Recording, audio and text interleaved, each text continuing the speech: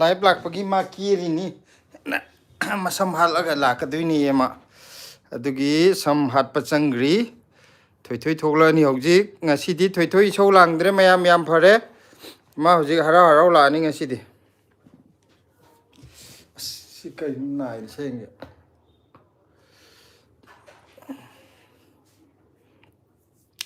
mayam ngasi di khar thenge ko lak puje pung ma panta do re na punga em tur ju mayam ga nga wari sanar maga kano tong na ba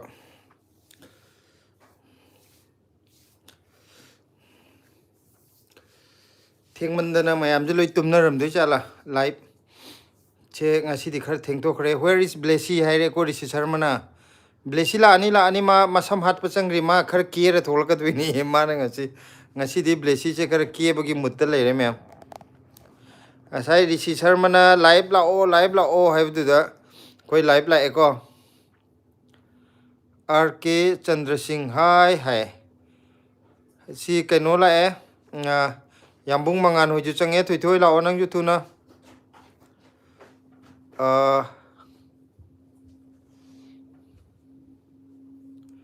Rishi Sharma je Olena hebra Orina hebra siladi mam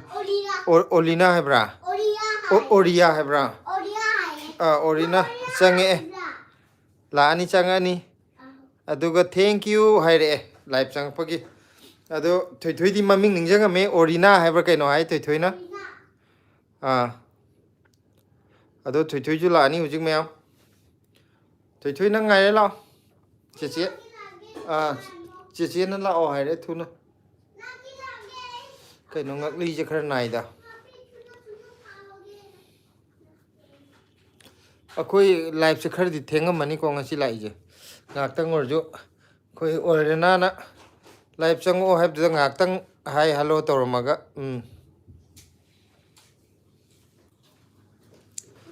Orena di kari mathel chare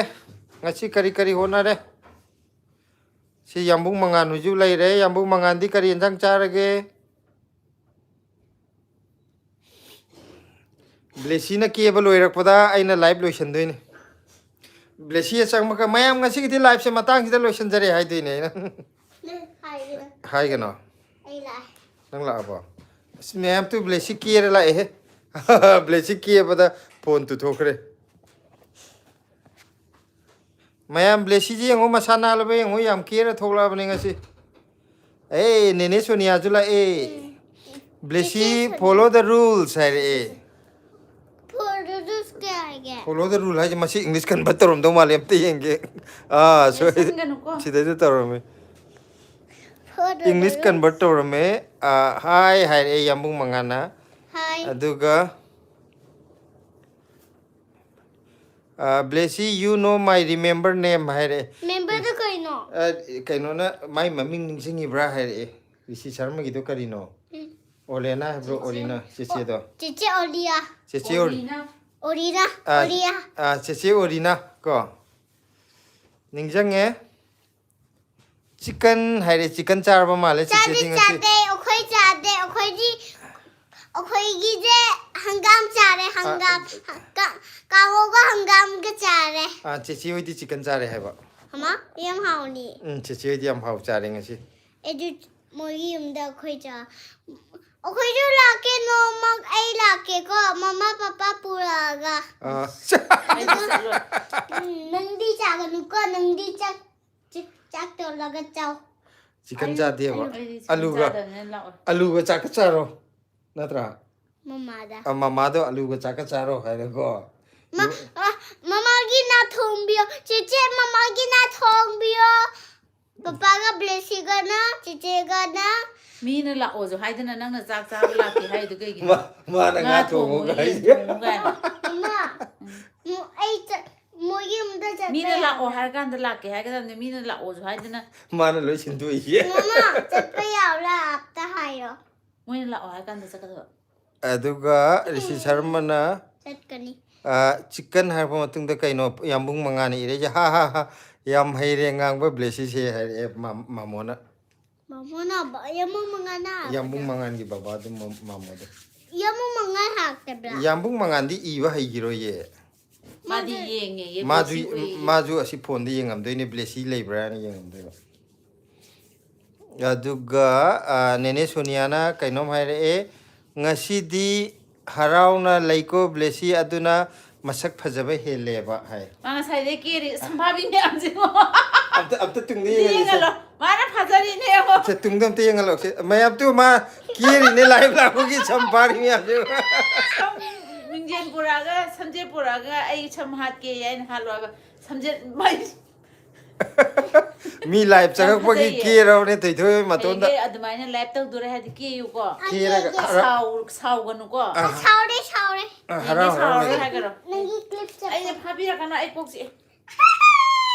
ayo 또. kana no piri jibo 리시 설마나 배워보네. che orina che 지지 어디야나 배워보네. 또 말아 뭐 thank you hai gro do Thank you. Thank you. thank you che Thank you, 제제.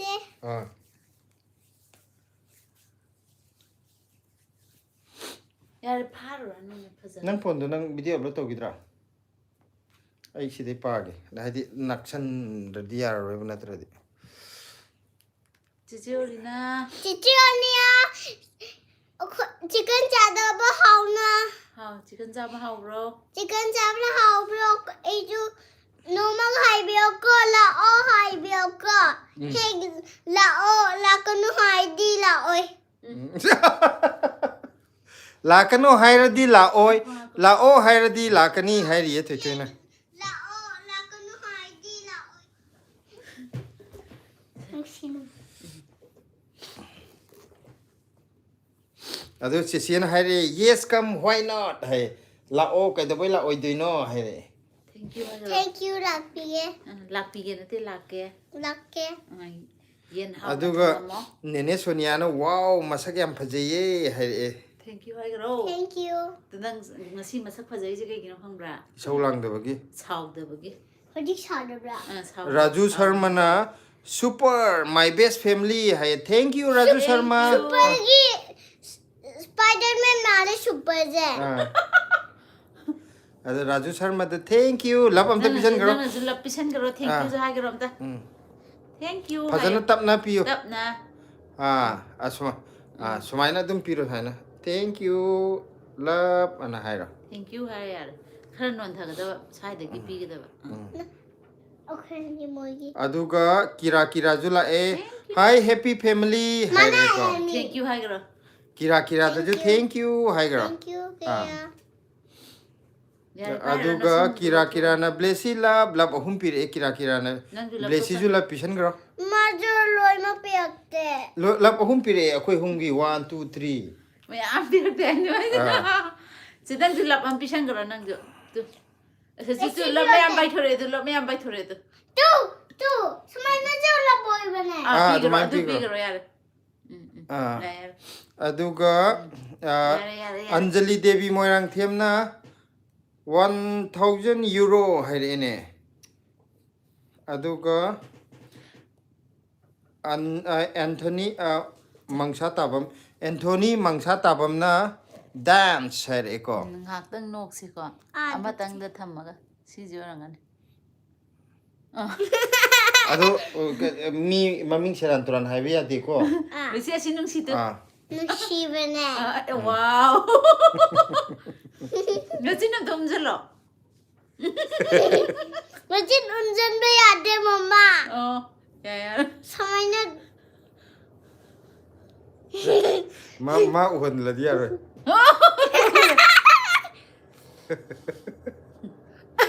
진 운전라 가나 티 간다 애기도 좀 애기도 양. anong de tolak kare 레시다 나 헤레 파자와 레시다 나 cute oy 엄마 아빠다. 이모 nong pan gari na papa di joker ma 레시다 나 yang cute oy 엄마 리시 설마나기. amo ko may am kin eh 리시 설마나. 지지 오리나 하요 chisi ore na hai ro 리시 설마나. 지지 오리나. 지지 올리야 얌누시고. 하이 girl 지지 오리나 얌 능시에 지지 올리야 얌누시에. love me am paisa lai koi no Chichi Orina ne ire very cute my baby cutie very very beautiful hai Thank you hai thank you very very beautiful chiche Orina kala ki ta thore sidan nene la Sangita kaisa phone ahanba phone ahanba ama leirabo hai akhodi second hand oi leire ise nahi babu na pe pane gi game na si oh pabung na gi pirak pane thoi thoi gi akoi na papa na thoi thoi gi wai ba thoi thoi phone ne ko wayu amta paro isi Sangita ya masula kare majid unjan be ade Blessy is so cute hai re nene na thank you hai garo na mung da na pham zapada halapada chapot pike chawon pirak pado ningjangi bo nene na dana chapada chapot pirak pada no gonda hobi pirak pada oh packet pirak amar chana do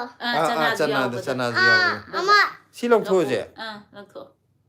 siam sibana dum thamo kona mu ha pa je ba sumaina ha suisi ne masak pa je wow Blessy ne masak pa ngahak je le ga mo hapsi ko aduga Manisha Chongom ko kakaga amuk tawro o hai kakagi amuk tawro kakagi ju lap amuk pi gro kakagi lap amuk pi gro mi miyam gi khoi gi live si bu jang bi re iba mayam gi lap ni hai garo Anjali Devi Moirang them na hai di lapi ni ko ache kaino na like to nene Sangita na hai re aina paihallini lap mayam do hai ba sidagi lap mayam masai pai thorok do nene Sangita na pai thor le ini hai ba lap do khudna upar standing line standing line tawra ga ding ding ding tu ong chu pai thor le tu nene na je like to like na mo lucky ma'am na aina pipagi to phado sine ba hoi je like na sai isa gi screen da khopak ani thajalo duga lai ba to isa gi screen da double tap do bio duga lai auto je samaina nambio tak nambio samaina mane ga masala apsale nam de ko kanam de nam de ko ai chana ahum lak ni hai je aduga Anthony mangsa tabamna 100% mayam pire nene Sangita noksale Blessy so cute hai nene na Brojendro Naurem na ju lap mayam pire Brojendro Naurem na tu lap se red color ju pire yellow ju piro black ju pire aduga Binita Kaisam na ju mayam pire tu ice cream man ba mayam pire adu di mi na u de hara ne blessing option na re aduga ai uji Thuangkhung ice cream Kemi hai ko Thuangkhung Kemi hai na hai so cute hai thank you thank you Maitai lema khuman chanu na lap mayam pire thank you Binita Kaisam na ju lap pire kai jo lapia ke kide pire tu Binita Kaisam na lap pire isi phajabam pire je aduga kira na hangam haubro yam phajaye hai re yam hawe ji hangam hajik su thonga jare namok chu thonga ga chale aduga Binita Kaisam na ju lap pire swain to lap to nang hain to do tu si de pire tu ai gi samana ye Blessy ga samana re nang ju pisan grong ta Daina akoi jamna Blessy nang tumning dribo hai re akoi chak tok ta ngai ri tumning dri hai gro tuindi ai nung din tumme aduna tumning dri akoi di chak tok pu ta ngai ri bagi am nai kai no na ra apo mo ingi mama ingi bagi aduga Anjali Devi Moirang themna nai kai na ra karina ma ine love you are all hai re ko Binita Kaisam na ju love cute hai re nang samba bi haru bai ne samba bi lo thu bai ne yare ni nan dhare aduga Monica Laisram na Blessy you are so happy hai re aduga love mayam je pire Thuangkhung Kemina tu love mayam pire thank you Thuangkhung hai tat khran yam Thuangkhung Kemi hai ba ko Thuangkhung Kemi di je anta hipan gro sai da adum Binita Kaisam na कोई दूसरा cartoon है रे कौन सा बात cartoon दूसरा है रे कौन दूसरा कार्टून डोल Dol. Ha. मुझे डोल करना है अभी Ha ha. अभी डोल Aduga Maitei Laima Kuman Chanuna अभी Haire ठीक कर दो मेरे को Yamna Nuksiye Blessy Wangang Bataba Yam Nungaye Hare. Blessy na ngang bataba yam nungai hare. Chu cartoon di ma using maton sare tu machin tum thoga. Sina cartoon ni sik cartoon. Mayam da kain jang chare am ta hang ro se. मैं हम कहीं जाऊँ चाहे Koi di. Okay गिना हंगाम Hangam bai gano. Fazana hai ro du di. Kai gino mo lok thoi do papa nga do gi lok thoi. Taurono. Fazana phamu wari chana ga dong ni. Koi kai kai chari no hai gro mi gon da ju fazana hango. Mina blessing a city around the level yam nungai hai. Stay more मुझे Live tauradi mayam. Live tauradi mayam na nang yaw dradi blessy live tauraga mang re. Che mabo men pick na ne nangi uti thongo por kanam. Ya. Mabo no uti thong kani hai. Che ga la kanam. Se ju la kani hai. कहाँ चीज़ें ना चीज़ों जो भी नहीं mabo hi che do. Na mo. ayo ना बता Ayo na che do. अम्मा सीधा खुट्टा अम्मा पेड़ अम्मा खोंग बेटा Hoi. yang kize kay no yang kize ye magi mukhutche kanano thoi no Kasi tok de ayo na bagi hida ka pa ni. yang kize kay no Ki de da kasim to. Kay no na ai je kayo ge pa jam te eng de. Shikha na hai haire ko Anjali Devi Moirang Themna Doraemon Pokemon Pikachu Shinja haire Pikachu kay no Pikachu cartoon ge Ingudam Chitrana hai tamo ina ma blessy haire Hi to undi Pikachu yaw de koi de yaw Akoi di TV lai tamne yeng biya de. Ingudam Chitra Hello. Chitra di kai mathil chabi rage di doll ola je doll apna se ola lage se Se isai gi screen da to. ये दो या पीछे देखो हाँ Me side wala. Sira. Na sida. Sira. Mami tam. no say this is idol yes Yarba Ya ya tumina pamo dudi si ola lamna tumin pamo ko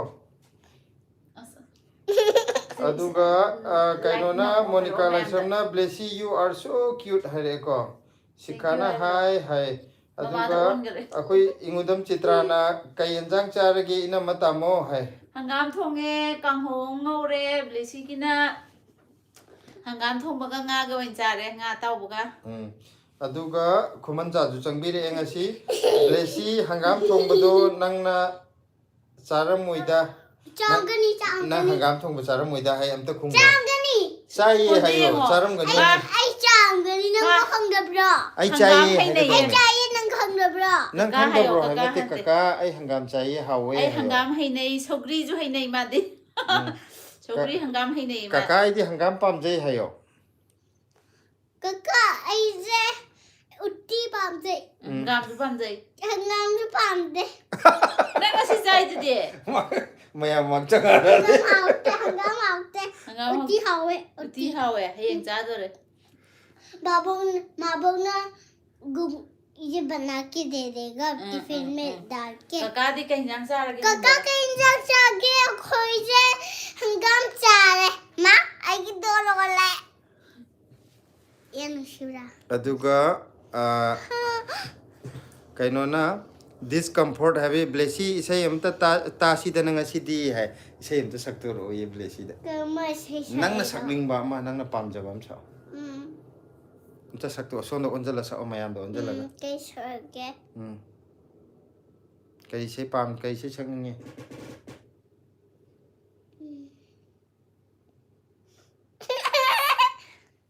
sa o wakhal gi sakera अपामा ठीक है एक खंगे karam bana apam nang thiri de nang na sakning bam sa ओ nang अम्मा hai so no onjala sa o mayam da onjala ga बखे नहीं अम्मा केरम सकचे karam no इता थमय ita thangmai se hebro nak sa pa sa so du इता थमय इता की थमय इता थमय na isay may haite yare. Isay may haite. Tatamoy. Angang janga sidi na koida ima. Wari ama lirage tau munna tau langanuko Langanuko. nungai ba wari ni ita thamagi wari ni. Amok shake ita thamagi. Ita thamagi haite ba adu de kari sakse ba.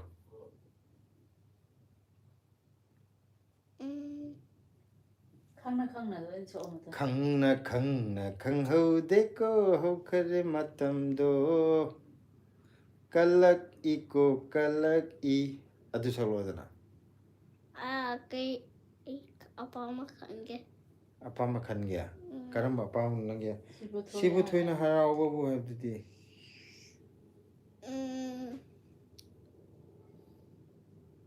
Sibu to ne harau re habni da Nino no sai samay na si sagake. karma Sibu no say sana na sibu chi sa si sagake ata. kari sai na khang de nang sai Sibu to ti nanandi ay nanandi samay na sagake. sa o kari na khang de nang sai Nino no say sana na sibu chi sana na toy bidi ay nanandi. kari sai na mai jo Nanti komenta mo ay siya pero ninunu sana na si Buti. Si Sibu ninunu Imagi pauron. Sige hen mitad pa nugi dadagi sinjagi siya. Oh, imagi pauron miting urong kilage adam at mangkagi sa ini. Bayek se hay boy jadi.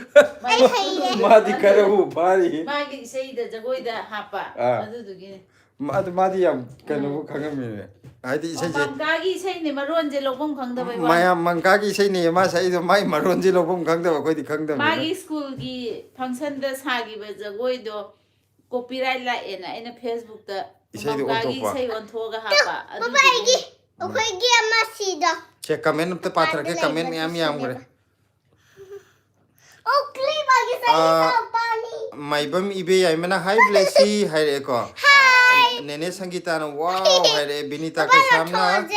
Mina yam thi siya ni. gyan je gyan ta sing na takhala di upai leite hai tare ko aduga se comment me am den teloi pathoki comment me am yam gre binita ka samna ai khoi su chak chare hai binita ka samdi kai mathel chabi rage Hijang sabi age dinanoy thi. सेदो commenter है को ब्लेसी सी सही क्या no है ब्लेसी सी सही मंगा सुरे Jahi mga sure. मपुंग भाग रे तरुक चंगे Taluk sangye gina. अदुगा मैते लेमा खुमन चनुना ब्लेसी से सही क्या सुरगे हुजी हाय करे को Jahi mahada.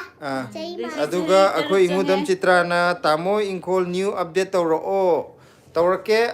सैटरडे नत्रगा संडे दो इन तौरगे को अदुगा Desi ingit Monica Laisramna, Blessy, you are so cute and beautiful. Thank you. Stop tai pura. Binita ka shamna jo love pisala hai, discomfort na jo love mein am pire hai. Sedo commenter na Blessy se sahi kya sanga ino hai re ko. Sahi taruk sangai ni. Manga mapung phag re, manga ka tha ni taruk sangai bhai thare. October da manga mapung phare. Aduga Kainona cheche Dolina na today also come okay please kaka hai. Okay. Binita ka shamna thumbs up pire adagi akhoi khuman chana yes aina hydro hangam charmoy na Blessy nangdi angang ni khangoi phamung chotlaga angang da taina bada suopna ba yaw kiwa wari yaw lai Blessy papa de lialo Aseng wai de Blessy sa ye uti ne na pa me hai bai wan ne ba ko. Ado ma hangam thong ba jai ba. Hangam jai sogri thong ba jai aina na hawai pi ngai da di sogri thong ga ma gi tonga na hinjang ta thong bi ba ma sa hai de ha ba. chai chai sume hangam chai ado mana hangam ko uti ga pora di ne ma hangam cha roi ba uti chani uti di am pa me ma injang akhoi gi hawai thong ba chau ya da ba adagi atai chau ya da je alu sok maman to je alu uti ne herdi uti pal di ma alu uti ne chai ba ko uti di am pam ja ba tare aduga magi amana thongam ma je chai chaning de chilau di thi de ma bu than na di dum cha gi aduga rishi sharma today also come si pagre ko aduga shadow commenter na blessy noi papa do tapta yengo hai kaino gidro pupu ama kaino haiba pupu tomba haiba tapta yengo hai je karambano khangdre aduga binita kaisamna o hai Eliana Laisram na hai eko Rishi Sharma na YouTube ki symbol ni thare akhan makang hai dera akhan makang hai de mane so cute hai thank you Blessy nang chai de phamula aduga shadow commenter to ba yeng de ne shadow commenter na love me am pire Blessy gi thank you maibam ibe mana Blessy nangi isai do yamna phajaye hai re amusalu ha da nang mayek to ya wai ta ba amusalu ha de du se sana na si bu chi sana na thai bi di ai ga da ti chura de betari mangka gi chai je mayek si da marol chu da bai wane aduga binita kai samna good night haire good night good night binita good night Benita Monica Laisramna Blessy how old are you haire I'm fine thank you nay how old are you havne I am 4 years old not 4 you are already 5 my 5 school gi tam gi bado adu dam chat le ba mane aduga asi havne tamo nungai ribo hai nungai ri asi kari mathel charage like antan amu har la ise sagi screen da khapak ani thajo le ise sagi screen da daba tap to bi order go la thode Laji Idwankar hairaka hi I am from Northeast India Meghalaya Shillong and you we are from Manipur you are from the Manipur I am from the Manipur this comfortsina camera angle sembiyo phajana unana ba hai thoina koireng leng baine tawrije nang sina mu khanjale mayam na udre na haire je Blessy je phajana udre na mayam saure adu lokthoji ko natra di Blessy da mayam na nung thoma ni phone dagi nang saura di adu di chai charani ngasi di het asawa ngang do anga asawa ngang ni ngasi di jabi mai laksani saura di swana live tawri ngai da sawu je mayam Blessy je hojik ta gyan taram bado amuksu tai da madi maram mo ida ngaktam saujana bagwan like am ta yam dre am ta har la o me like yam dre thoi na hairak ta bagi like chang ko di mi chama gi mathak ta chang i like ti am ta yaw dre nam ta har la se Blessy adu de isi men pit phone to ko pora ko uti pora no hai grasi ai phone to gi mamukta phone to urage hai grage ye logi green la kaino apa mane mama da khom na sui do lai bakal sida phadam phamla Blessy ngak maya dam to ko no ba Blessy nang nung sidre ay mai tor di hayeng gai nang mabuk tu uti poro jo hai roi na hayeng ayuk ta gi school ju chatlani ma nang tu mo hayeng yung ata school chatoi ni chaning da biya roi mem da haido phone ni school chatre di adu di sida tu mina phamula adu di nang sida phamla tu mina gyan ta na school janing de di sida phamula mayam tu Blessy jeng aphau sari jeng no stila mina phamula Blessy ja aphau yam sadra mayam ma aphau yam saram ne hujika ado ai oina pathora ge comment ji Blessy yaw dringai ji da Blessy gi mama ga mapa ga na oina pathora ge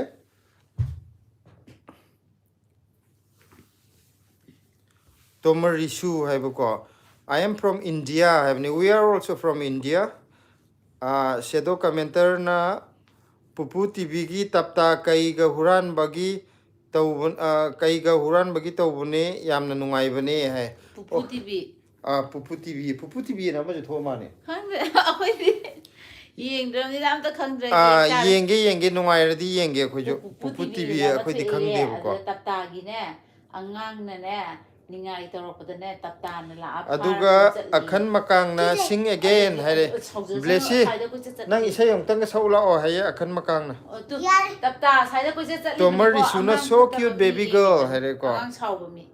pura chat Kavita Laina what is your class have ne na class kya karge class nursery ne handa kg ka doi ne nakanda lot lido mai tapta na pura chat gi jan aduga Gilbert Laisang Them Yam nungsiye noi family se hai thank you Gilbert sedo commenter na ai se ai gi inau pa sahi ama subana aingonda ai gi kari hai na furit chikli hai dir kari hai dir mai je khangdre asina tamo ai di chak chadriye gari semli puda thiengine adudi hogjibok chak chadradi ko pudadi ingamani he akhoi sida bok yam inge pudadi hojik temperature kaya daga lege phajana ingamgani minus pu salam be da nungdang dadi minus salam doine simla da bok ta minus sali do khoi lengai da pudadi kyam ingamani aduga Kavita Laina hey girls what is your class hai ko si kanona Kavita Laina yenga o mukta hai tu sem ti yengo semar moi na adu mai kesan no papa saura ni na adu mai ke re mayam nam ti yengo ha jem ti yengo se class kya kar game ta hai ro tapta na mai na lakchani Nasida. na mai do do onjan ra di hore tapta mai lakchani mina masak thi ju khangdre phajai ju khangde nang masak phajai na mayam na ai je lukham moi na yengal le re mayam hai hikpi im che le re ha ni hiku um ju na pen tu si dei de hikpi so bam le re ne I saw it. nang kai do bai na sai sao ko yon bagi paisa je ho adu tongan thamo si I give my son my emily. I give them this. the pamala nang iduna tongan bani khau si da na chal tongan lao si po yon bagi paisa ni lao si da phamaga Can I know suba? po yon bagi paisa ne nang kham jal lo ga da phamala phamaga wai chana la da la aduga Monica Laisram na good night blessy hai good night Monica khoi di po yon bagi paisa tu no khro aduga I can Sangrai pam chitung hai re ko hi I am from Manipur hai re ko we are also from Manipur aduga Kavita Laina hey girls what is your class hai class kya kar ge hai Nasida. maisnam Sunita Devi hai ko ID hojikta like blessy kai gi saurino hai sao pha re mai amomo hojikta la I hai ba Mama na paisa paper gi ai saw pagale. mai wat chi je karan je ko Why jagi mo paisa gi ai nasi. Discomfort na like nam kreko blessy ai gi di hai thank you hai gro like nambi ra ko like number da basing nambi ro hayo blessy Thank you. aduga sani laurembam na uti pibiranu hai pirani blessy chawba phagre ma nga sai chawringai di irakpani da hojikti chaw phagre Mama na pagano ko ai no. nang sai chawdo nang sai chawdo dani hojikti chawdre hai ai sao ba phare pibio hayo Pare pibio. o pio hayan aduga Kavita Laina nangi mamada adumaina taunu hai ko Kavita Lai jo angang male aduga Sanatumbi Sagol CMJ ingdro inama hai ing wada Sanatumbi Sagol CM ko priyani ne aduga Kavita Laina hey girls what is your class mai hanjan hange aduga Sanatumbi na kai enjang charage mayam hai re hangam akhoi dra hangam thonge ngaring kha kang hong ngore sana tum bi ke nyang charage sikta chingjen ge hai hajabre mana du tai to mayam phajabri ngo na hai ki da mayam blessy ge aseng ma sakti sumai to se ai comment pa thara mayam ai ji phajabri ngo hayo mayam phajaye aduga Kavita Laina isa gi Isa screen da. Kamlesh Dixit from India hai. Đây hay yo. Shashagi screen da. Rishi Sharma na Khopak blessy ani give your number. thajalo I send aduga my live those. rabbit As hai. ay lang ba? Ay lang ba? Kavita line mai sab mani. Lang ko. Se nursery class da. Kamlesh Dixit na, and what is the state havne? We are from Manipur state. Manipur. Engon da thel ko Sana sida. laibak Manipur na bra. Na ye papa na mai ko na chen. Oh, sorry. This company is blessy masak yam phajai se kari chage blessy hai. Chaban Kangsoi. kangsoi. Kangsoi chabagi na te hangam chabagi.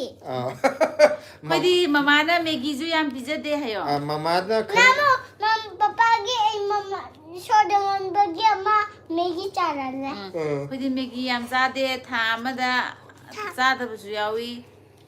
Maggie yam sa ga no hay go. Megi yam chagani ko aliwan chaw. hangam chabe masak phajari Tin yam yaw bane ko mama gi comment de yaw bane ko. Se hangam yendem sogri chao hayo.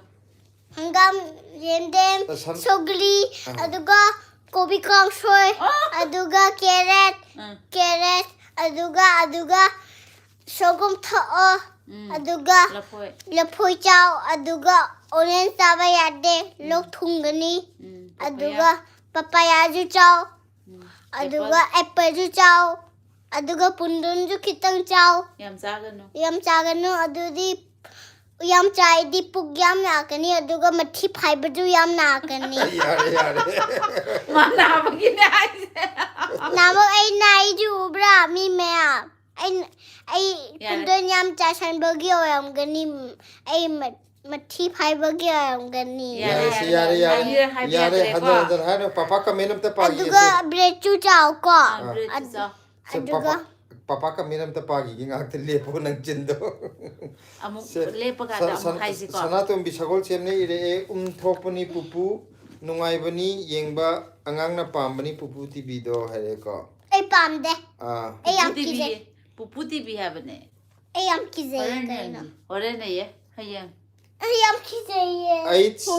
Volan Jama and hey girls I love you hare buko I am you lupa tamo nungai ribo hai nungai riye ai jo tamu ke apta rapishan ge Rishi Sharma na blessy you not tamu angry ke okay apta kai thu gi tamu asita modi kakadu di kaino da apu de leine kai chu chen ga ba da leiye du yam inge hai tamo gi de kakao ma chen ga ba kamenda chekre apta hai ge Hayo. lapi ge lapiyo adum tani adum piyo kai de Ye le bane ye. yengi kaka yengi uje look like adu de lei asi kaka blessy na lapam ta pige pu de lei bada ingba khara phabre ngo blessy gi lapsi uraga yare aduga Yare blessy. kavita laina girl du wangkai high school da tamallo hai wangkai high school da tamallo kavita lai jangang or Ako'y blessy. Ako'y je hazin Delhi da lay banila wangkay da la ko karakani. Hayang yung Manipur la akan da tamalage. Ma khang da bagine. Ako'y je hazin Delhi da lay ye. ai khang da ba gi to ako'y na lai se angang yam change ba thui ugi ngi ai khang da ba gi to na Ah, mana ne Manipur gine wangkay gal sa tamalo hay ba. Tamge hayo. Yung Manipur thola kan da tamge. ai mai pu thola ga aduga Kamlesh Dixit na what is the state have name Manipur kavita laina high school da tamhalu wangkai high school da tamhalu hai usalai mana ibire I love you hare I love you too hai gro Lapto khangro. sedo commenter na kai district noina lairido ID Imphal West address ta 7950001 ne hai akoi di hokje akoi na laijari je Delhi ne si kaino je sedo commenter na madi Imphal West da lai na hai ko aduga sanato misagol semna laichin thabro hokjikan adude inamma Delhi da Thai ngasi di thade ngasi di khara thade aduga ngarang na handi am thai Nung sa bok te iren nan thok te ngasi di. aside ire tu asina tamo -14 da lay puda hai -14 fazana Shilada akhoi na minus chutpado kayano -3 4 adai lay budu bokte yam inges -14 ga yoradi fazaramani Beep beep beep beep beep beep beep beep beep Maisnam Sunita Devi na kai ki saurino hai saudre Anadi moi mafam do undarangani e pugi mafam dudi haujikan di khangde thaina di haina phi suraga phi je phaugen swain dar thangkapadane sumai tingal lepale ani adi un kaino ingbai changdo moi di lambi di kano tarangani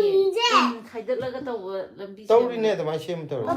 papa yumgi mathata ma kayam sembada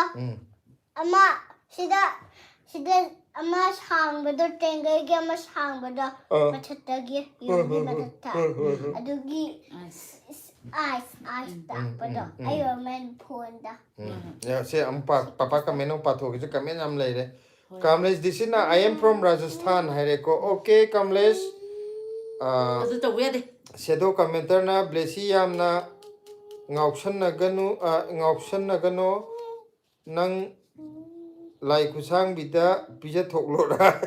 lai kusang bi ji kaino humbra angang ngausan na ba de ba angang lam hen ba de ba mai makhut ji yam sange ba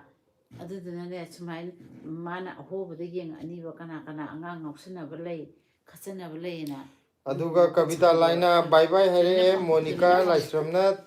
thanks blessy aduga hendra tu akhan makang na ha nogle ko aduga kavita laina I am sleeping hare I am sleeping time hai ko Kamlesh na I am from Rajasthan hai ko hello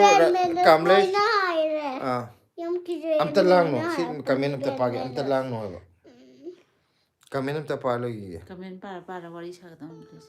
aduga PI puyam na kano tawre clipping mayam ju tawre love su pisal smile ju love mayam jingo aduga Kamlesh na I am from Rajasthan sanatum bisagol semna abema tumkinuko nang yauradi nungai ye hare blessy yaurdi life si nungai hare yauradi nungai tabra blessy yaurdi nungai te mama na ma kakana apagi nang lam hen gano hai ina yajindani hairo hai hare aduga Sonia Uttam Laisramna jo hai hare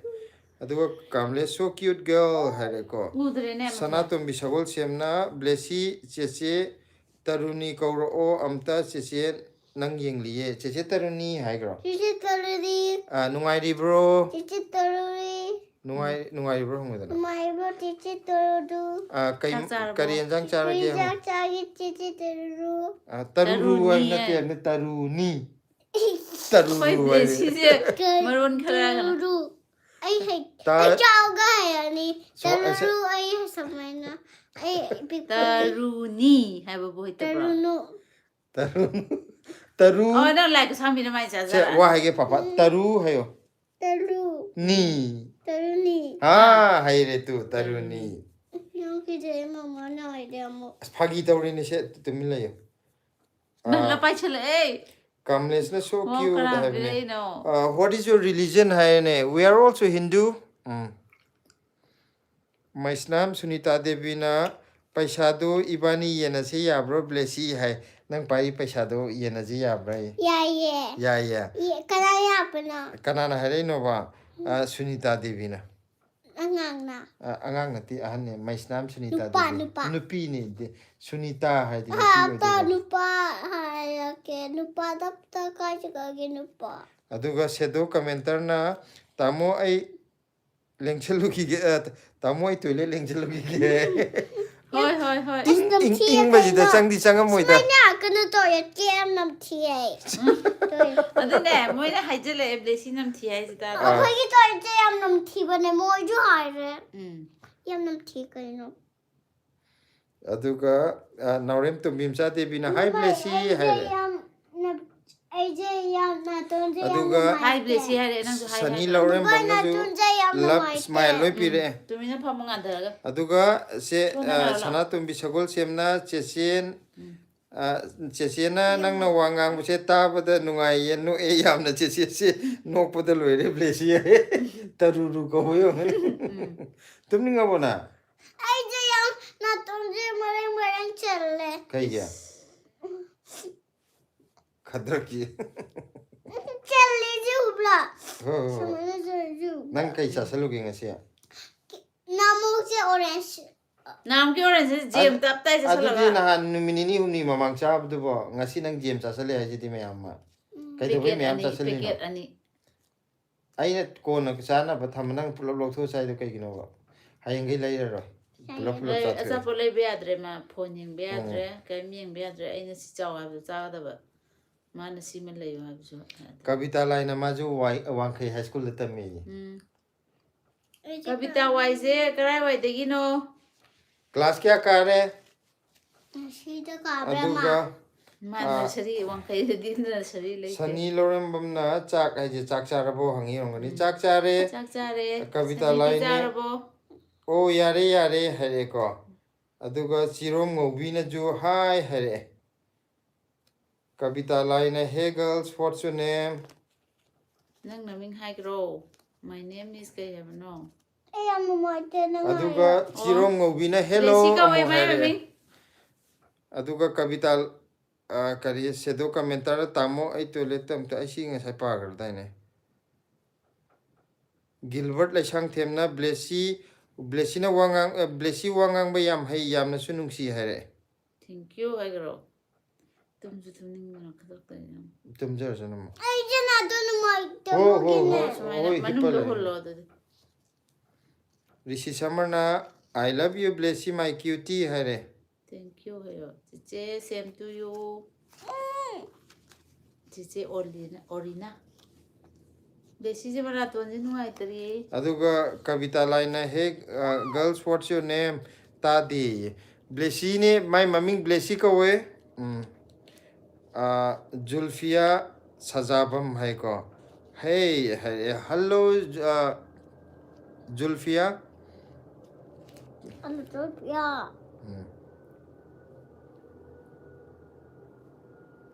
ꯀꯕꯤꯇꯥ ꯂꯥꯏꯅ ꯑꯩꯗꯤ ꯌꯦꯟ ꯊꯣꯡꯕ ꯆꯥꯏꯌꯦ ꯍꯥꯏꯔꯛꯑꯦ ꯆꯞ ꯃꯥꯟꯅꯔꯦ ꯆꯤꯆꯤꯒꯤ ꯆꯤꯆꯦꯒ ꯆꯞ ꯃꯥꯟꯅꯔꯦ ꯑꯗꯨꯒ ꯁꯦꯗꯣ ꯀꯃꯦꯟꯇꯔꯅ ꯃꯌꯥꯝ ꯂꯥꯏꯛ ꯇꯧꯕꯤꯌꯣ ꯕ꯭ꯂꯦꯁꯤꯒꯤꯗꯃꯛ ꯍꯥꯏ ꯑꯗꯨꯅꯦ ꯕ꯭ꯂꯦꯁꯤꯒꯤ ꯌꯦꯡꯉꯒ ꯂꯥꯏꯛ ꯈꯔ ꯈꯔ ꯇꯧꯕꯤꯔꯛꯑꯣ ꯃꯤꯗꯤ 100ꯒꯤ ꯃꯊꯛ ꯆꯪꯕꯤꯔꯤ ꯑꯗꯨ ꯂꯥꯏꯛꯇꯤ ꯀꯌꯥꯅꯣ 20 ꯈꯛꯇꯅꯤꯀꯣ ꯑꯗꯨꯅ ꯈꯔ ꯏꯁꯀ꯭ꯔꯤꯟꯗ ꯇꯛ ꯇꯛ ꯑꯅꯤꯔꯛ ꯅꯝꯁꯤꯟꯕꯤꯔꯣ ꯈꯨꯠꯅ ꯑꯗꯨꯒ ꯂꯥꯏꯛ ꯊꯣꯛꯂꯛꯅꯕ ꯄ꯭ꯔꯗꯤꯞ ꯑꯊꯣꯛꯄꯝꯅ ꯃꯥꯏꯁꯦ ꯀꯩꯅꯣ ꯈꯪꯗ꯭ꯔꯦ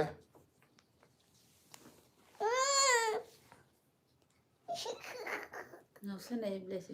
ꯀꯕꯤꯇꯥ ꯂꯥꯏꯅ ꯑꯩꯈꯣꯏꯒꯤ ꯕꯦꯡꯗ ꯂꯨꯄꯥ 100 ꯖꯤꯄꯦ 100ꯗꯨ ꯀꯥꯞꯁꯤꯜꯂꯛꯑꯣ ꯀꯥꯞꯄꯛꯀꯦ ꯀꯥꯞꯄꯛꯀꯦ ꯀꯕꯤꯇꯥ ꯂꯥꯏꯗꯤ ꯍꯧꯖꯤꯛ ꯂꯥꯏꯔꯤꯛ ꯇꯝꯃꯤꯕꯅꯤ ꯑꯉꯥꯡꯅ ꯄꯩꯁꯥ ꯄꯥꯏꯕ ꯌꯥꯗꯦ ꯀꯩꯅꯣ ꯃꯇꯥꯡ ꯆꯥꯔꯀꯥꯟꯗ ꯀꯥꯞꯄꯛꯀꯦ ꯁꯦꯗꯣ ꯀꯃꯦꯟꯇꯔꯅ ꯇꯥꯃꯣ ꯅꯝꯕꯔ 2 ꯇꯧ ꯌꯥꯗ꯭ꯔꯦ ꯌꯥꯝ ꯏꯪꯉꯤ ꯀꯕꯤꯇꯥ ꯂꯥꯏꯅ ꯀꯃꯦꯟ ꯄꯥꯔꯛꯑꯣ ꯍꯥꯏꯔꯛꯑꯦꯀꯣ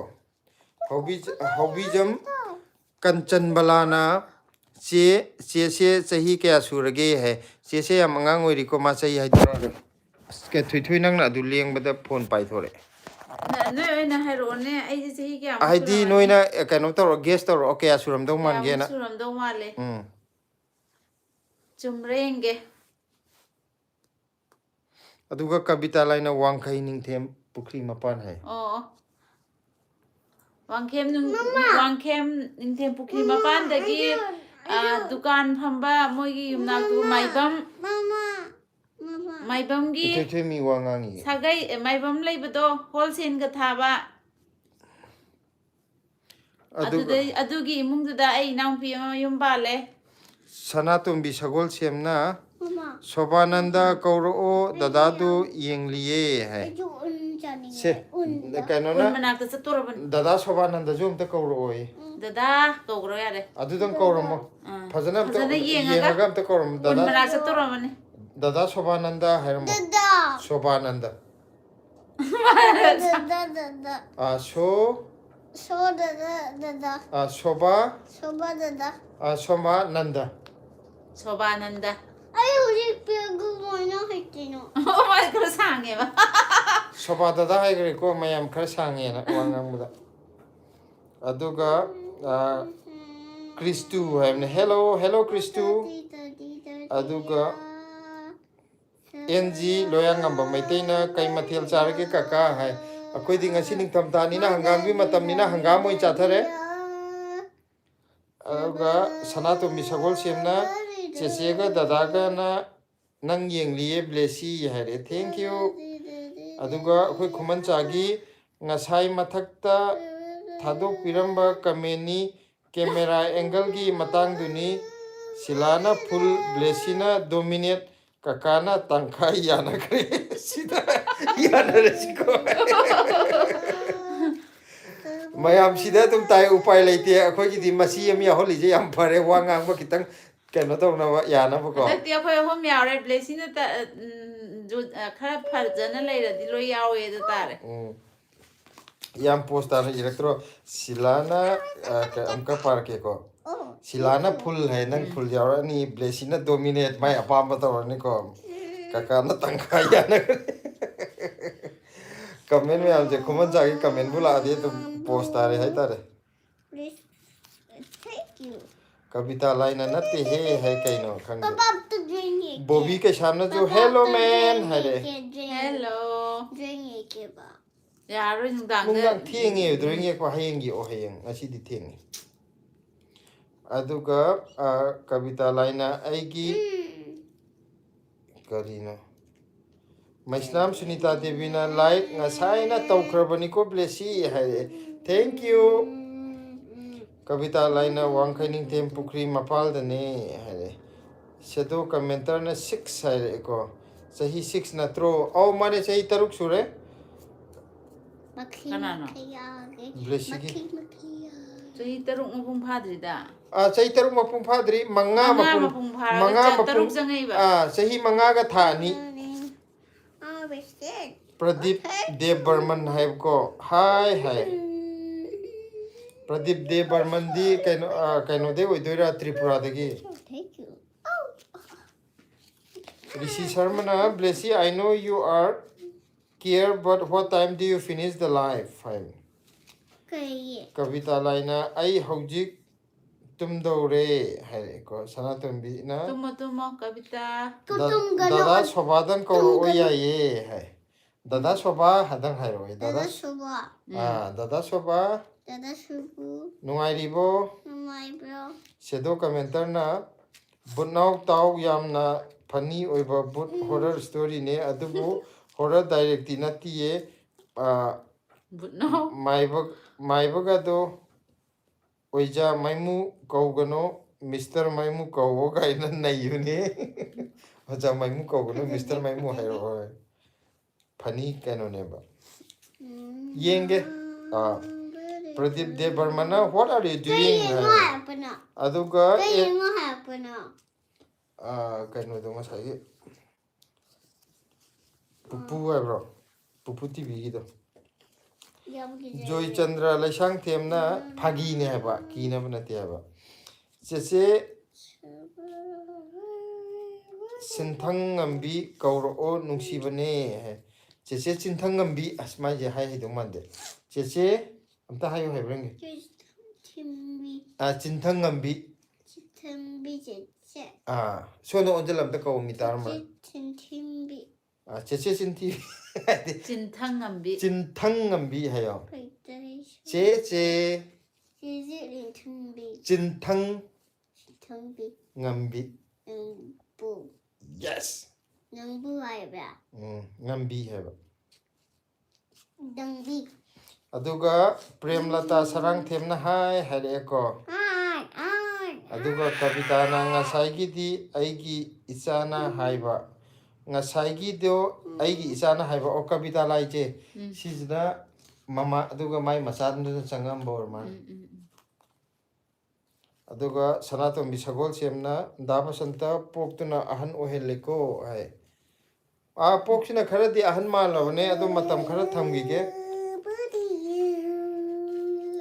ꯑꯩ ꯅꯍꯥ ꯑꯣꯟꯕ ꯌꯥꯔꯔꯣꯏ ꯑꯗꯨꯗꯨꯅ ꯃꯥ ꯑꯍꯟ ꯑꯣꯏꯒꯦ Kavita laira ma se da sure. Comment chagi comment nam lai he pathara se paisa di aina hana paisa di aina hana nai khibani aingonda hana pibiyu ngasa ni khibani ha chume aina pa sure hana pibiyu ngasai hayeng ngairi ngaida mathoi ahen bada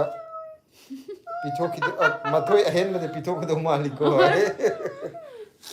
ꯑꯩꯗꯤ ꯄꯩꯁꯥ ꯌꯥꯝ ꯄꯥꯏꯖꯗꯦ ꯑꯗꯨꯅ ꯃꯊꯣꯏ ꯆꯥꯎꯕ ꯃꯤ ꯆꯥꯎꯕ ꯃꯤ ꯌꯥꯝ ꯀꯟꯅ ꯊꯤꯖꯔꯤ ꯑꯩꯗꯤ ꯑꯗꯨꯅ ꯃꯥꯗꯤ ꯃꯔꯦꯞ ꯌꯥꯝ ꯃꯪꯒꯜꯂꯦꯕ ꯃꯊꯣꯏ ꯆꯥꯎꯕ ꯄꯥꯝꯕꯗ ꯑꯗꯨꯅ ꯁꯅꯥꯇꯣꯝꯕꯤ ꯁꯒꯣꯜꯁꯦꯝꯅ ꯈꯔꯁꯨ ꯅꯣꯏꯔꯦ ꯄꯣꯛꯁꯨ ꯍꯧꯔꯦ ꯆꯍꯤ 50 ꯁꯨꯕ ꯃꯤ ꯃꯥꯜꯂꯦꯀꯣ ꯑꯗꯨꯒ ꯀꯕꯤꯇꯥꯅ ꯀꯃꯦꯟꯗꯨ ꯑꯩꯒꯤ ꯏꯆꯥꯅ ꯄꯤꯕ ꯀꯃꯦꯟꯅꯦ ꯍꯥꯏꯔꯦ NG Nene Sonia yaba. Nene Sonia ngasai yaurame hauzik tumamani NG loyangamba maitaina blessy chak charabo haire ꯆꯥꯛ ꯆꯥꯔꯣ adudi nang khumbe ai keno chak chajare hairo Rishi Sharma blessy I know you are scared but what do I do finish the life ai Sanatombi Sagol Semna dadaga Sisiega na nang yengbai tumu yadre uiraga laire mangche aduga NG loyangamba maitaina hayengaisu sumaina maram o yam nungsiye so cute yamna oye hai sedo commenter na aise ngantana diabetes phange achievement loina sahidi 20 ni haiwa Joy Chandra Laisang Themna thank you se Sinthang Ambi Kobi Bagi hai Chiche Sinthang Ambi Kobi thank you hai re Chimtangu. Sinthang Ngambi hai ba aina pa soi bane 신탕 안비 하면 또 Chimtingba. Sinthang Ngambi hai bane Chimtangba. adudi lai re 신탕 안비도디 atra thue aina pa soi bane Sinthang Ngambi 아드 시제 간오기 마밍 너트로 사라사티기 마밍 Saraswati di Hindu ni 사라사티기 라이도 아코기 마이테이데주네 마이테이기 라이키 라이암 레이브네바 Ado mi maitai na maitai gini Hindu na Hindu gini Sintha ngambi phajai keno sidi pa July re Sintha ngambi nate harisi lale Sintha banbase sum haibane Noi karam kanda Delhi de halaktuino hai akhoi paisa lai kanda bara ticket kangai lai kanda halakani ticket hangaranda hi kakningai leite aduna leirene sedo commenter na last comment tagi ko hai Netra Singh hai hare ko Sanatombina Blessina thorakpada chesega dadaga unogo hai hoi hai Dada join go. Kumachana yare hayeng chawraga Dada join. urak akoina moina uri akoije akoina moi udawai wane Kumanchagi samgi or mane yare hayeng chawraga mujarakani aichu chahi 50 matungda sam khara hogalakle samgi warije dudare hayeng chawra murakani Joy Maya Chandra Laisang magi masaksina samjau majau oin tauba samgi adugi natane hanu man badune Joy Chandra Laisang Themna Sintha Ngambi hare chume Sintha Ngambi yam phajai maming je Chimtangbi. Sintha Ngambi ai sa je maming on thodra khangdida Sina maming on tho onjira Neno mai Tau kapu. no. Neno mai kapu. kapakan Kapakani. What time do you finish the live by Rishi Sharma? The way. तुम वे को वाले मारोगे क्या? नहीं no Dum. no Dum. Say- Dum dum dum. ya tumina ta pham kaino na Joy Chandra na Sintha haibidi thabak tu nei hai chume mane ai ngasai onagrabane sedo commenter na aina chahi 12 sure sorry aina chahi 12 suri ngaida aidi chaisu oiragadi aina hanuba ꯁꯥꯔꯒ ꯑꯩꯒꯤ ꯏꯃꯥꯟꯅꯕꯗ ꯑꯩꯅ ꯏꯕꯨꯡꯉꯣ ꯀꯧꯔꯒ ꯁꯥꯟꯅꯕ ꯉꯝꯃꯦ ꯍꯥꯏꯔꯣ ꯃꯥꯏꯁꯤꯕꯣ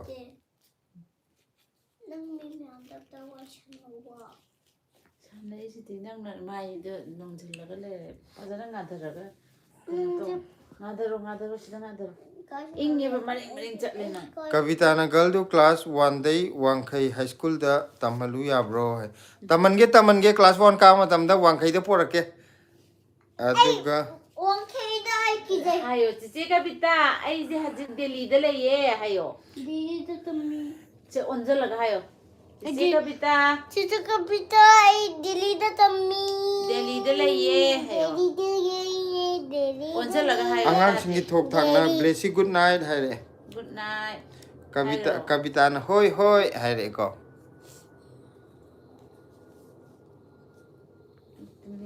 लोइसलजिरा 9:47 सुरे ngasi thengeba live hogibdo ado 50 bok tor jira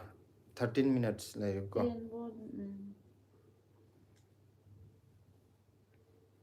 aduga kainona sedo commenter na blessy gi favorite mathel se karino aidi poka chicken gane hai nangna khoi pam jaba injang je kari chani khoi pam injang je kai sono onjala hairo amta ta di sonda hairo phone na mai onjalo hai bane nang ai chaure na adamai phajana ngangdredi chiti chari angonda hairo phone do onjala hayo hai bane wari sana aina khwaidagi chaningbase na hairaga haigaro haiba thoina khwaidai chaningbaje madi isau ma onjalaktradi aidi isau chaninge hai inge blessy mama Pasana phamo paisa da mangan kano aduga Angela Maisnamna hi ko aduga Rishi Sharmana I am going bye bye Joy Chandra Lasang Themna Blessy isai sagla o haire aduga Sanatom Bisagol Semna uire dada inama hoiju ingbaini aduda haiko Kabitana yam kuireda noigi live haiko aduga Sanatom Bisagol Semna moi tumu yadre ani se blessy dada se hai Jega dada ga je blessy uninge aduna tumdre haje aduga bobo sukhamna hello haire ko kaino aduga sedo commenter na tamo ai amuk kaino hoi napthi na tene ka de napthi no nangi na Joy Chandra na isai sagla o haire Kuman chana isau haisina kamai thongge hangam hapna bro hapning bahap ai kuman cha de aduga kavita laina kaka sahi kya suragi kavita je angang ni aidi kavita lai ga aiga sahi yam hanade kavita laina sahi ama halangmani angondagi mane kavita lai diogi class kya no kai do kavita laina aidi class 7 da ngai riko aije class 7 da RK Wall na kai mathen charage blessy family hai akhoi ding asi hangam moi tawre ado kaino gi di RK family di kari mathel hona rage ngasi ja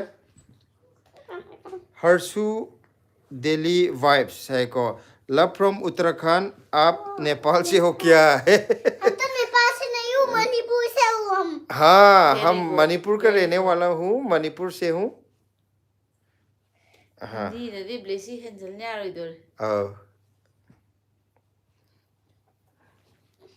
कविता लाइन नत्ते है को blessy to mi phom lai कविता लाइन आईगी इसादी class 3 है कविता लाई है पोजिदा ममारा मचारा ज्ञान तादबदो आइदि ngसाइना मचाना अमुक हे यावरे इदना वांखै हाई स्कूल द तमी अदु तवेना अदु मचा दुने खल्लगने लग्नरी जेको सेदो कमेंटर ना आईगी फादर नेम आईको मदर फारगा डोंग लगली ने है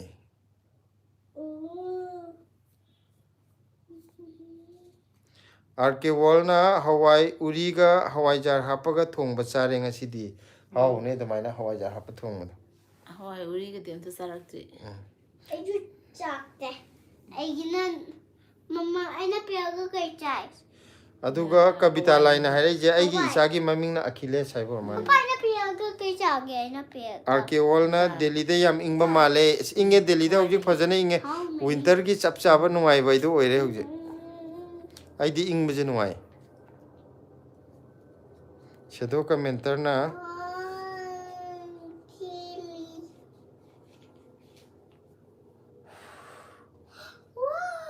shadow commenter na aise English haiba yam na haitiye aduna mistake oire haire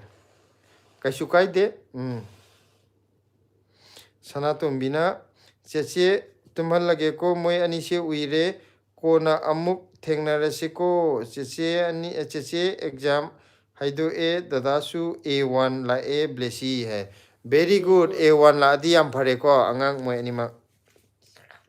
khuman chana class 7 blessy nangna school chatpada nanau su pubi ko matom thadok pa yadri makoki pokna Sakini chauraga murakani hai blessy ne school chapata pubiyo hai ri arkeol na ise mase uire hai ma tumninga abane ado akhoi je live se pung 10 da loisanjira na khan bane ko ngasi di pung 9 taram dai de ho bune aduna minute 9 khakta ngai re ko bobo sukhamna tamobu chahi kayano hai bobo chahi kya suba mali amta hairo guest toro sedo commenter na manipur da loina irage hai kaishu kaide manipur da ira manipuri adum khoi ngangna bani na ko aduga Sanatombina dada sobana class 2 ka dore cheche tarunina class 1 ka dore hai ado sedo commenter ni iriba maitai mexidi akhoi di paba hite nawai di hairam bane kuimandana kauthokre Sanatombina cheche se pupuna adum takpiba hai ko yam phai adumaina angang da tawraga pupuna takpiraga hujikti yam phai khuman chana okay let's sleep good night and have a sweet dream havne good night khuman cha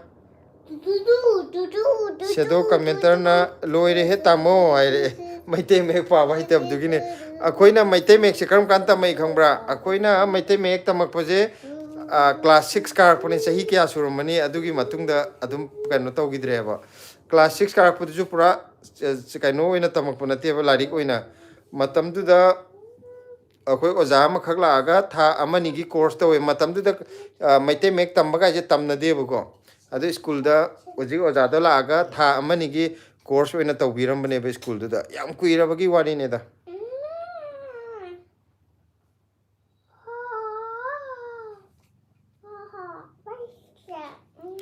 arkeol na good night blessy have ne good night bobo sukhamna sahi 42 je kano tawre khitang handare bobo na haire ijina khitang handare haine ai haije kabita na hayeng pung 11 da live thar o hai pung 13 da live thar di pharak ta dro thengmalani shadow commenter na Bengali yabro hai Bengali di pa hai khoi di Bengali oin tamak pani na hai di mayek tu ni ko Bengali oi tam script to Sanatombina dadana mapana adum takpi ba ado pupu bobokna adum loina bibani na lairik se blessy bobok su takpi hai yam phai ayukta ayuk pung 12 da di live to budo ayukta di pharak tai ayukta di khitang thabak sangna roi ko aduna nungdang gi da oina adum torke chakcha to oga ngasi ju chakcha to puda ngasi di akoi mila amba ko mila amba gi wari watai sanabani na thenge ba aduga chakcha ba kariga pung 8 meya ta thokhi bne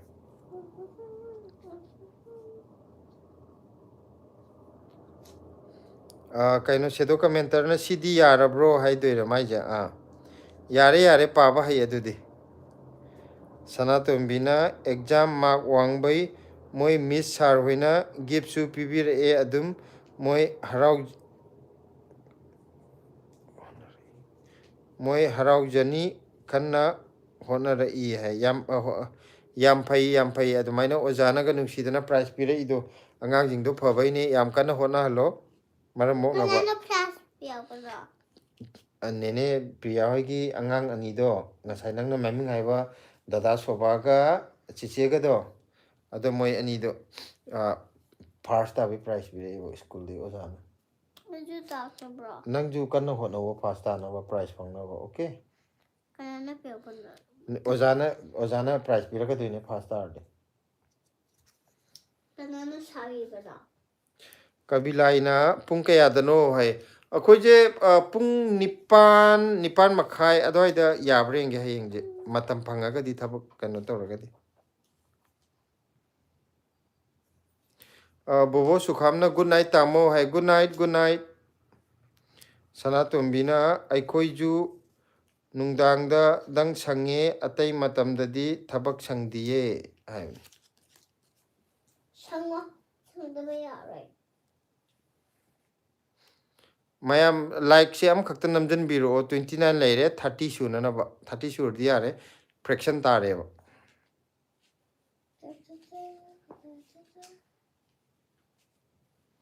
aduga sakhibul 1.2 hi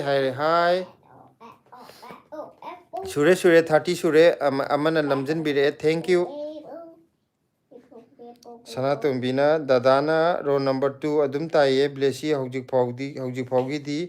kona gi di khangdre nangsu kanna honau ko hai blessy ju hona hange sedo commentator na tamona aikhoi maitai macha ama thengnadro hai maitai macha ama thengnadro hai je kai gino kanano Kavita na pung taret makai dadi yaroidro hayeng night to hai taret makai dadi khangdi ne adu chak cha matam moido male hadi sidadi delhi ga yum ga di kano taweba manipur dana nganna numitai ko delhi dana thengna numitai adu dana khoi chak chu adum khara thengeba matam je kitang khena bagi ko pung ama makai mu khena bane pung ama makai mu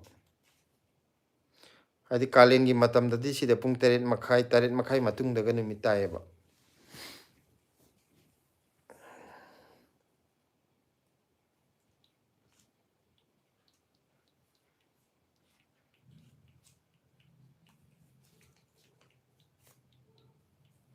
अच्छा कहोगी 30 like सुहनबीरे दो सना तो मिना नमख्रबने है हौजिकती 31 बु सुजले अमना जु नंबीरे अदुगा कबिलाइना अदुदी आइजु तुमगे bye कविता bye कविता अदुगा राजेंद्र कुमार जी सिंह कमाई तो है aduga sedo commentator na papa mui chat kanu hapta hai biyo ba hapta chat kanu hai biyo papa please papa chat kanu hai biyo maitai macha thengnarabadi paribar gumna adam dainik onaba tawo haiba aduga पाबीरक video में सेमो नंगी मरक से मोय Bengali की कनो चंगी बेर कनो खितंग मरक आथर थोक्तबो हाई खर यावो माले सनातो मी सगोल सेमना इनमा तुंग्र माले है मा तुंग्रे अदो पुंजो आइजे तारा बो ngaibने बको हाइदी लाइफ से तारा दे लोइसन गेना पुजे पुंग तारा चाप चान तारे मयाम याम नुवाइरे लाइफ चंगबिरकपगी हयेंग दि खरंगना तोरप याब्रे ngeng asi di mi laambagi kitang thengtokre ko aduna live sing asi di matang de loisan jarage hayeng amuk mayam ga amuk thengnarje adu kainom haige noi hayeng pung 9 bye 8 hai hoi pung nipan makhaya doi di yabring jarake adu ngasi gi di mayam good night hayeng amuk thengnarje